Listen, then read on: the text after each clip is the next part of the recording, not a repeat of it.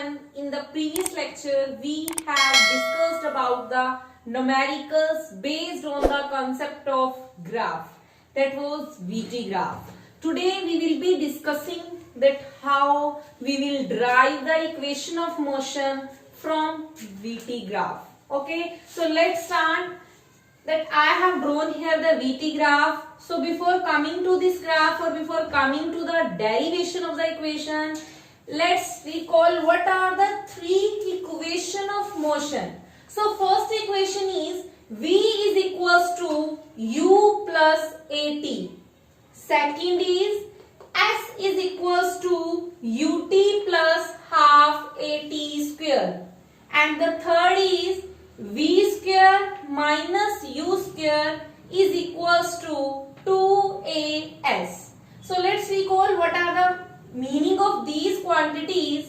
Here in these equations, V stands for the final velocity of the object, U stands for the initial velocity of the object, A stands for the acceleration of the object, and T stands for the time taken by the object, and S stands for the distance covered by the object.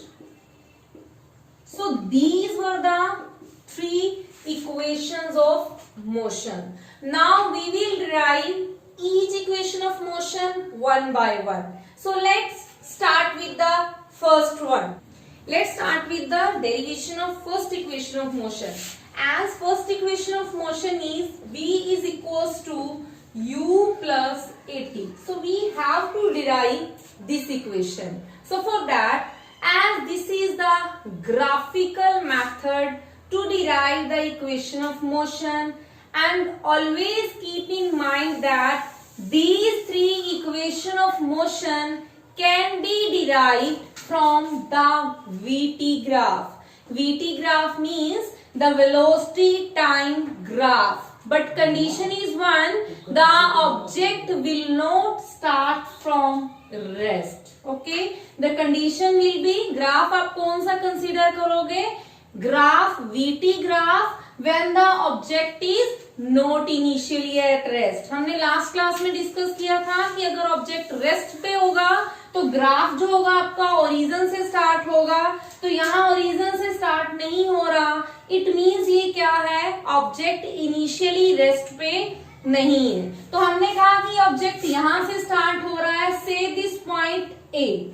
Okay, और आपको पता है initial velocity को हम represent करते हैं you से, और यहां तक फाइनल रीच कर रहा है बी पॉइंट तक, तो हमने कहा इसका जो फाइनल वेलोसिटी है दैट इज v. ओके, अब हमें क्या डिराइव करना है फर्स्ट इक्वेशन में, v is equals to u plus AT. तो इस लाइन के अकॉर्डिंग आपके पास u और v है, a नहीं है और t नहीं है. आप क्या करोगे, you will draw perpendiculars. And perpendicular आप कहां से ड्रॉ करोगे, from the initial point and from the final point. तो पहले आपने फाइनल पॉइंट से परपेंडिकुलर ड्रॉ किया, तो वो परपेंडिकुलर आपका एक्स एक्सिस पे आता है. ओके, और इनिशियल पॉइंट से अगेन परपेंडिकुलर ड्रॉ किया, तो ये आपने सपोज इस पॉइंट को नेम दिया से C and this one is D. तो परपेंडिकुलर आपने क्या किया, ड्रॉ किया. तो यहां से सिंपली क्या क्लियर हुआ कि जैसे ही आपने परपेंडिकुलर ड्रॉ किया तो A B D and O ये एक कंप्लीट फिगर बन रही है, and this figure is known as trapezium. A B D O is a trapezium. और इस ट्रेपीजियम के अंदर if you will pay attention, then you will find out that there are two figures. One is the triangle and this one is rectangle. तो आपको पता है it is a property of rectangle that two opposite sides are equal. तो अगर OAU है then CD will be equal to also U. Then OA is equals to CD which is equals to U. And again OD क्या है? T, तो AC will be T. तो OD is equals to AC, which will be also is equals to T. And what is the rule here? By property of rectangle. Okay, and again here ODT you have written. Now in the first case you have find out that कि object जो है U से start हो रहा है और V तक जा रहा है, तो हमें पता है कि अगर ऑब्जेक्ट की वेलोसिटी चेंज हो रही है तो आपको पता है क्या होता है? The rate of change of velocity with the passage of time is known as the acceleration. तो हमें पता है. तो यहाँ पे एक्सेलरेशन कैसे प्रोड्यूस हुआ? जब ऑब्जेक्ट U से स्टार्ट हुआ और B तक मूव करता है. तो हमने क्या देखा? U से B में एक लाइन प्रोड्यूस हो रही है and this line is slope line. तो यहाँ जो एक्सेलरेशन प्रोड्यूस होगी that will be equal to slope of line AB. Okay, तो ये जो लाइन है ये स्लोप लाइन है. स्लोप का मतलब जो लाइन स्ट्रेट नहीं है, थोड़ा बेंड हो गई है, तो this is the slope of line. और इस लाइन को हमने नेम दिया, ए से स्टार्ट हुआ था और बी पे फाइनल रीच कर रहा है AB. ओके, अब स्टूडेंट्स अगर आपको पता है कि स्लोप का मीनिंग क्या होता है, स्लोप को हम सिंपली क्या लिखते हैं? M से. M stands for the slope. और स्लोप को फाइंड आउट करने का, अगर इन दिस में आपके पास कोई सिंपल लाइन गिवन है तो उस केस में आप स्लोप यूजुअली कैसे फाइंड आउट करते हो? Then slope is equals to tangent theta. Okay, ये जो टेंजेंट थीटा है ये आप स्टडी करोगे in your 10th class. There is one chapter name trigonometry. तो टेंजेंट थीटा, इस एंगल को हम कैसे फाइंड आउट करते हैं? There is one more trick that is PBP HHB. Means here P stands for perpendicular, B stands for base and H stands for height. अब आप कहोगे इसको लर्न कैसे करते हैं? तो ट्रिग्नोमेट्री में it's just like a trick that Pandit Badrinath Prasad हर हर बोले.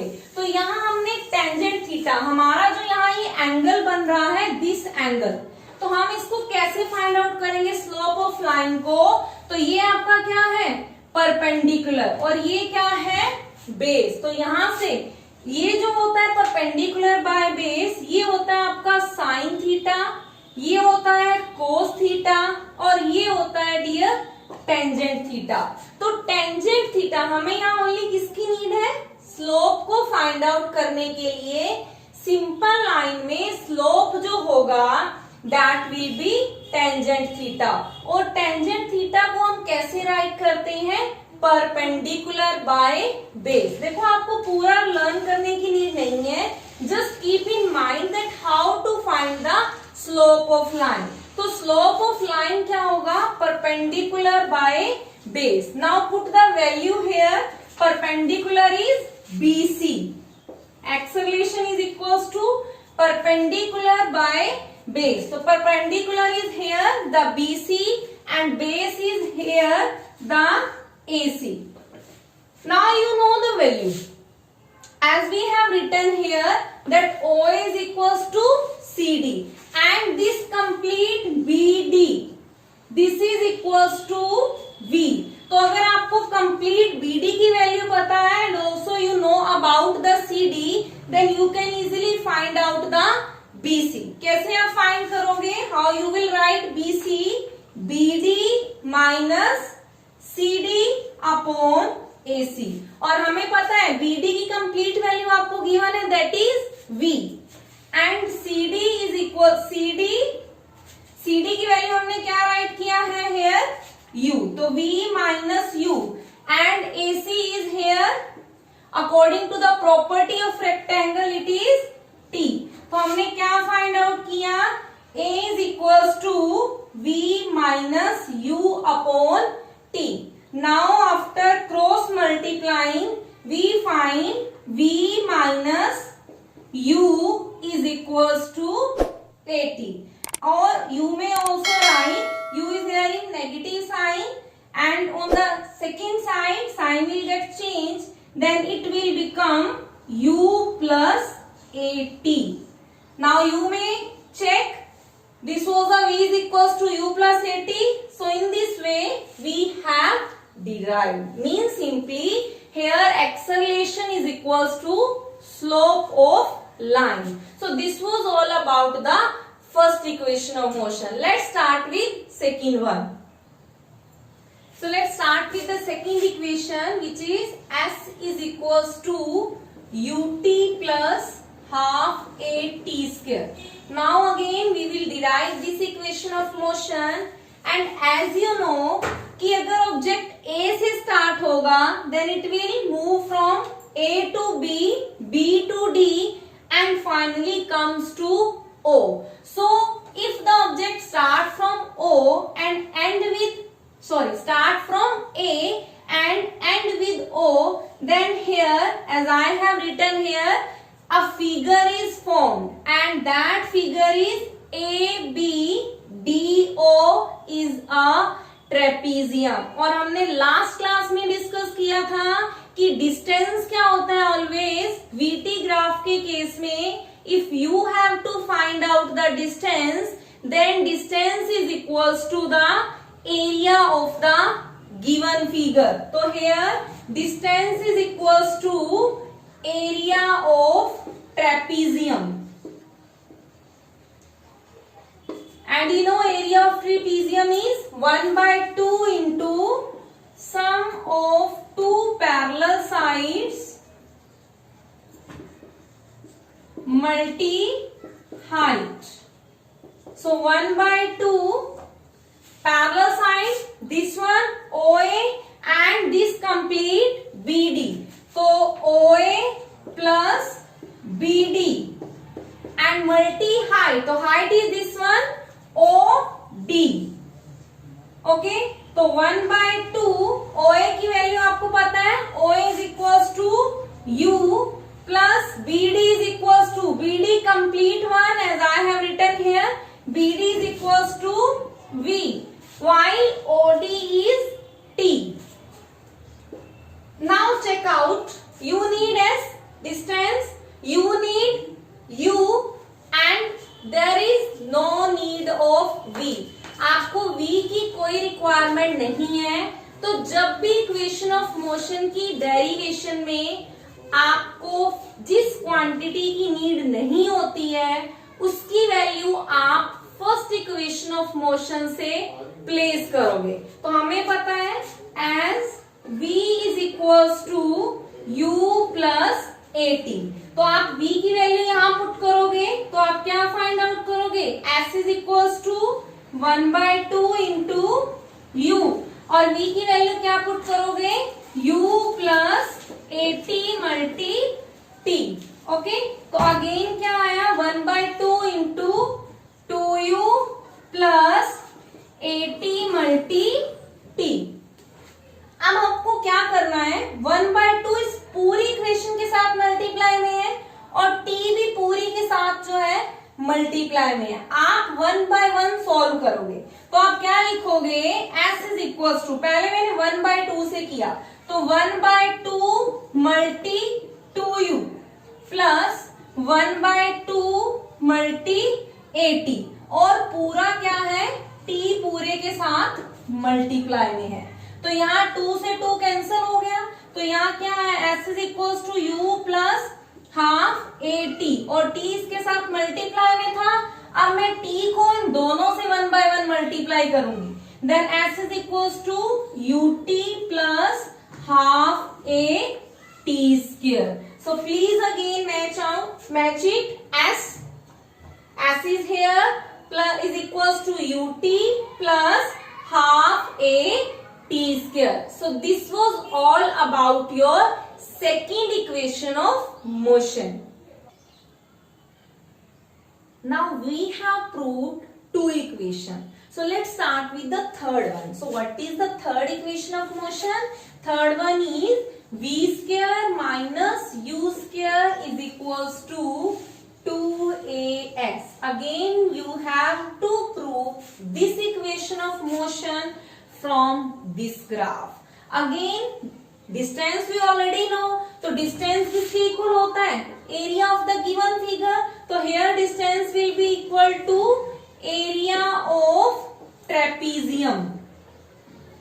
ओके, तो area of trapezium we know 1/2 multi sum of two parallel sides, sum of two parallel sides multi height. So 1/2 parallel side again same as we have discussed in second equation of motion, OA plus BD. और height क्या है हमारी? height जो है OD. तो क्या होगा? distance is equals to 1/2. OA की वैल्यू U है, यहां तक स्टेप सेम है. BD की वैल्यू V है एंड OD इज T. अब डिफरेंस कहाँ आता है? थर्ड इक्वेशन ऑफ मोशन में आप चेक करो, you need S, again you need the physical quantity initial velocity you need V, but there is no need of T. आपको T की need नहीं है, आपको किसकी नीड है? A की. तो मैंने आपको बताया था, आपको जिस फिजिकल क्वांटिटी की नीड नहीं होती है उसकी वैल्यू आप रिप्लेस करोगे from the first equation of motion. Like हमने सेकेंड इक्वेशन ऑफ मोशन में प्रूव किया कि v is equals to u plus at. वहां हमें v की नीड नहीं थी, तो हमने v की वैल्यू डायरेक्ट पुट किया था u plus at. In this there is no need of t. तो हमें पता है, एज वी नो v किसके इक्वल होता है? u plus at. आप t की वैल्यू यहां से फाइंड आउट करो, क्या आएगा? u राइट साइड में प्लस में है, लेफ्ट साइड में माइनस हो जाएगा, is equals to a t. A t के साथ मल्टीप्लाई में है, लेफ्ट साइड आएगा तो डिवाइड होगा. तो v minus u upon a is equals to t. अब आप इस फर्स्ट इक्वेशन में t की ये जो वैल्यू है ये पुट करो, then what you will find? s is equals to 1/2 multi u plus v into t की जगह क्या वैल्यू रिप्लेस करोगे? v minus u upon a. One thing more, अब मैंने यहाँ इसको u प्लस v लिखा, दोनों प्लस के हैं, मैं इसको v प्लस u भी राइट कर सकती हूँ and also may I write it as u plus v. So I am writing it as 1/2 into v plus u. दोनों साइन पॉजिटिव है, तो आप किसी भी फिजिकल क्वांटिटी को आगे लिखोगे then there will not be any change. तो v plus u next will remain same, v minus u upon a. अब यहां आपने देखा, यहां क्या है? v plus u, v minus u.